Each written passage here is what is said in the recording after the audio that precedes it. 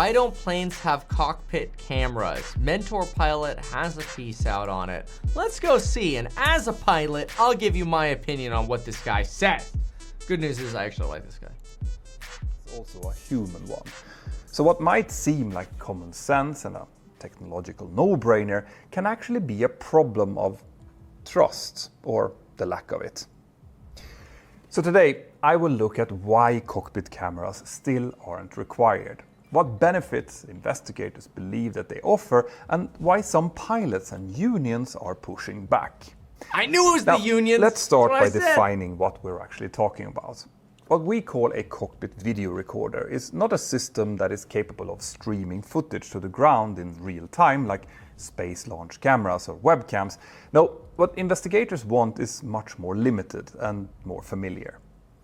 They want a small, crash survivable camera that records the flight deck during normal operations, with its footage being stored in the same kind of crash protected memory unit that we already use for voice and data. Right, the black boxes. And also, just like... which used to be painted black, but are no longer painted black because it was hard to find them in black wreckages. Now they're orange boxes that we call black boxes.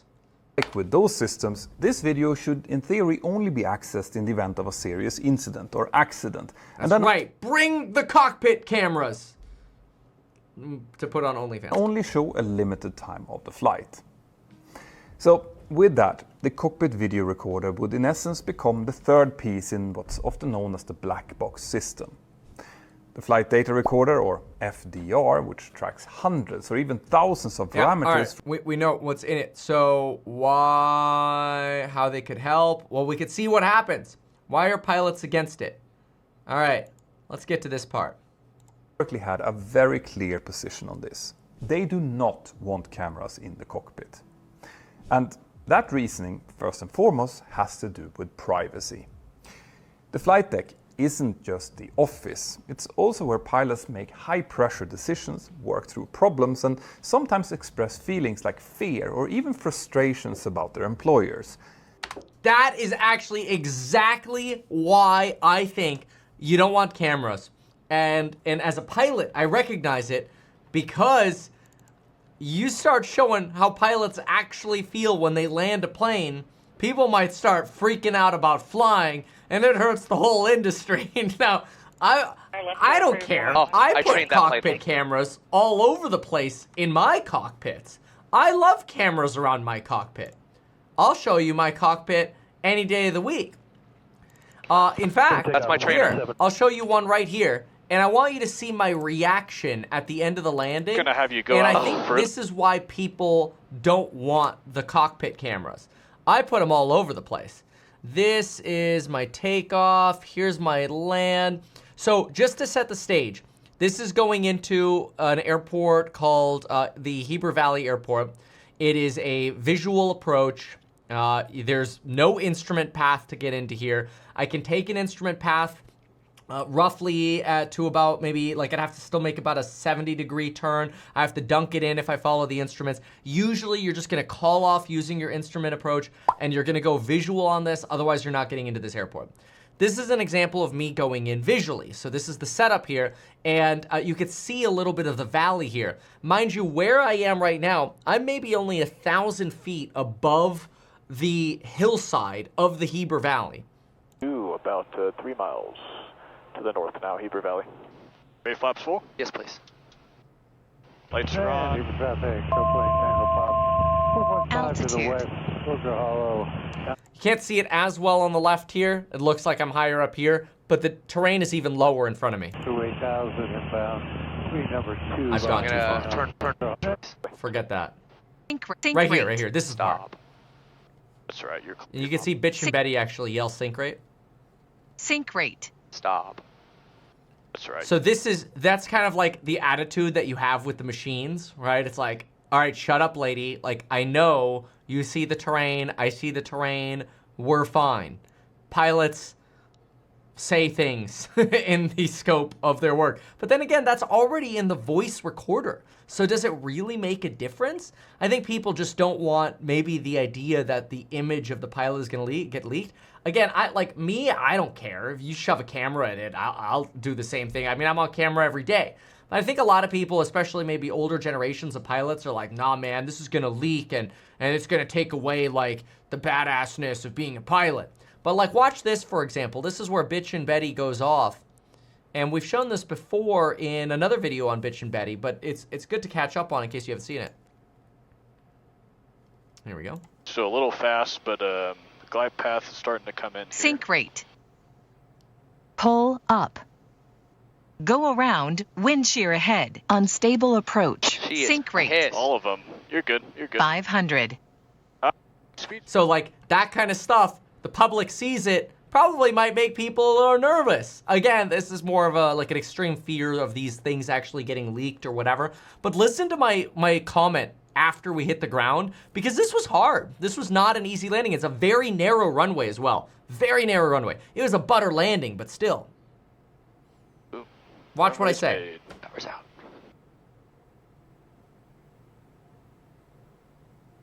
Oh, shit balls, dude. That was hard. Oh, man, You did dude. good. You did really good. Thank you. I was shaking, dude. I was going to have you go out a little further. I meant out to the valley to give you time to get down, but that worked. That was Dude, like good job, buddy. Yeah, that was like That a was little sick. Holy it was shit. a little bit quick, but you made it work. Here you go. So, like, this is my sort of like real pilot experience of probably why pilots don't necessarily love the idea of cameras in the cockpits, just because it is, you know, it's an intense job. And, you know, I saw somebody in the comments here like, okay, what about cameras and no microphones then? But microphones are also important because you got to hear that crew communication. My controls, your controls, that positive exchange of controls. Who's doing the radios? Who's doing the switches? Who's doing the callouts? Who's rotating the aircraft? Like, some of these things, you're not going to know which yoke is receiving the input pressure unless you also have the verbal. Of course, I guess if you have a cockpit camera, you could just see it. So I guess I could see the argument, but you still want to hear the tonality between the pilots. What are they saying? And I think that's why it's always been so normal to have the audio. Why no video? I don't know. It's probably just an old school thing. Like I say, I wouldn't care because I'm on camera all day, any day, and I film my stuff anyway. But let's hear what they say. It's also where professionals respond to emergencies, including ones that might take their lives. And many pilots are deeply uncomfortable with the idea that these moments could be captured on video. The Right. subject... See somebody in the comments like, commercial pilots shouldn't be like that. Well, like, you have to recognize well, this is what you should be. And then you have to recognize the reality. Like, it's not an easy job, especially you're coming in on a crosswinds landing or in nasty weather or whatever. This is not an easy job. becomes even more uncomfortable when considering what might happen to that footage after an accident, because whilst cockpit voice recordings are protected under strict access rules in most countries, video introduces a whole new level of concern. What if it's leaked to the media? What if it's subpoenaed by a court? What if it's used not for safety but to assign blame or exploited in social media? Oh, also another thing, by the way. What if your boss basically uses it to monitor you or whatever? I'm sure those fears will come up. Although again, like these are the same kind of protections you could probably create with the cockpit voice recorder. So I think there are ways to guard this information from being leaked and ensure that they're only revealed in the event of an accident. But I understand people's fears. And the press. This, by the way, isn't hypothetical. In the aftermath of several high-profile accidents, cockpit audio or unredacted transcripts have been leaked and widely circulated, causing enormous distress for victims' families and for the... Well, and then it's also like, if you're on video, then it's your face related to that. You never get a job again in your career, you become basically the face of an oopsies. That could be another factor. Wider flight crew community. In 2005, audio from the fatal crash of Tuninter 1153 leaked to the widespread condemnation from the families, proving that even careful protections might not always be enough. Right. This is, of course, bad enough with audio, but video would be much, much worse. And while some pilot actions will certainly be useful for investigators to see, when it comes to the... Oh, it would be incredibly useful. I mean, if you had cockpit video of Air India 171, there would be no speculation anymore. Like, let's be real. There would be zero speculation. We would instantly know, was this terrorism or was it a mistake? Well, golly, that would be really nice to know. Because if it was terrorism, now we need to figure out what could we have prevented potentially in this person's history or identified in this person's history to prevent this from happening again.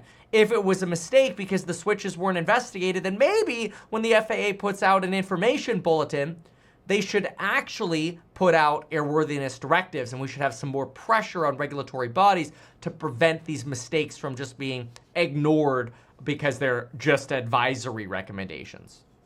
Wider public, it's not hard to imagine something getting misinterpreted or even misrepresented. We've all seen this happening already.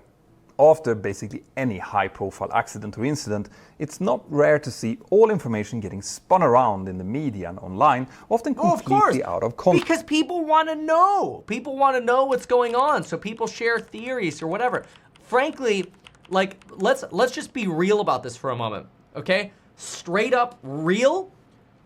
Cameras would be fantastic in the cockpits for education on accidents and knowing what happened and saving lives in the long term. In the long term, it is likely that cockpit videos would likely be educational tools that would actually save lives. That's my opinion. Now, a lot of people aren't going to agree with just that. get lined up. I'm a big fan of it because, like, you know, even when we go do a takeoff, for example, I think do I have a takeoff here? No, I've got a takeoff clip here I could show. But every single, you know, what do you want to call it? Every single flight, I always look and do sort of an after briefing. I'm like, all right, what could we have done better here? And video is such a great tool for doing that, not only for me personally as I'm flying, critiquing myself, but also when we look at incidents that happen with other aircraft, I personally think it's very useful to see, hey, if there's video footage of the actual aircraft crashing, we can really specifically see what's going on, what happened, and what potentially could have been prevented in the future. So here's an example actually coming out of Heber, which I think is very interesting because coming out of Heber isn't easy because you have to do a visual climb over the airfield. And so you do about, we probably do about, 1.5 turns around the airfield. I can't remember exactly on this flight. But I love this stuff. So let's be clear. Cockpit videos would probably longer term save lives. Would there be the risks of embarrassments, career destroying video footage, leaks, or whatever? Absolutely. But frankly, you could probably cover that up by not only having strict safety standards for, or procedures for what happens with these recordings in the black boxes where they're not accessible over the internet or whatever, like they have to be mechanically removed or whatever you want to call it. But you could probably solve with some form of like insurance for like surviving pilots who were discriminated against in the future because of something in a video or whatever, right? Like there are ways to solve that. But ultimately, I would say you probably are in a position. All right. There you go, brakes up. Airspeed's live. Probably in a position. Check 3 ways. 6,000 to go. Where you would save lives with cockpit video. Here's just a quick takeoff. 70. Sure. Like, look how much I could see with a 360 camera. I could see everything. Whose hands are on the controls? Are we buckled up? Are our radios on? What CAS messages are on my screen? What speed am I actually rotating at, right? We call V1, but what speed am I actually rotating at? Obviously, I clip away in this case. Oh, there it is. Yeah, V1 was 106, and I rotated about 107. Perfect. That's right. So we get to 400, we'll do flaps. Yep. That climb coming. All right, I'm going to call 400 over. Flaps up. Flaps up. Gear up, flap up. See, this is all manual flight right here, too. I purposefully don't go autopilot on this one. We are setting the heading on the autopilot system, but it makes no difference to the flight controls at the moment. It's just more of sort of like a little guide. But this is all a hand-flown VCOA, visual climb over airfield. But anyway, I don't know. I guess if somebody said, Kevin, well, what's your take? I would make the argument that cockpit videos would probably save lives. Are a lot of pilots going to hate it? Hell yeah. And that's why you're probably not going to see it, because frankly, you'd probably see a lot of retirements of old and highly experienced pilots who are like, F it, I'm done. And then the cost of airfare is going to go up. You're going to lose pilots. You'll have, on average, your years of experience will go down in flights. I mean, there are definitely downsides. I think they're more generational. I would actually make the argument that within the next 10 years, as we kind of get to the next generation of pilots that become more mainstream, cockpit video will probably become the mainstream norm. That would be my guess. So, still actually not on autopilot here, visually climbing over this airfield, which is kind of cool in my opinion. You can see we're about to hit 10,000 feet. There we go, 10,000 feet. Just hit 10,000. Only going about 150 knots right now, 156 knots, because I'm trying to climb as fast as I can to basically not only get my height, but I'm trying to get to 14,000 to pick up my IFR clearance, because you can't even get radio comms with LA down there. It's or whatever. In fact, I think you hear that here. Perfect. Traffic still looks good? Yep. Okay, go. Salt Lake Center, feet up, 694, pop with request. Thanks on the power. Yep, no problem. No, we might have to be. There was a Papa calling. I believe it's 694. See, they can barely hear me. Papa off Heber City. Roger, looking to pick up an IFR pop-up. We're a couple miles out from Nantes. 12 miles. But By okay. a couple, I mean 12, sorry. 694 Papa.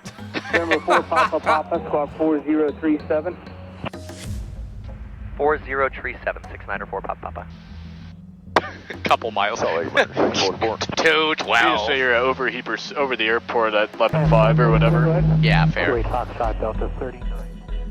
Anyway, so that just gives you an example. Yeah, that's my take. All right. Why not advertise these things that you told us here? I feel like nobody else knows about this. We'll try a little advertising and see how it goes. Congratulations, man. You have done so much. People love you. People look up to you. Kevin Paffrath there, financial analyst and YouTuber. Meet Kevin. Always great to get your take.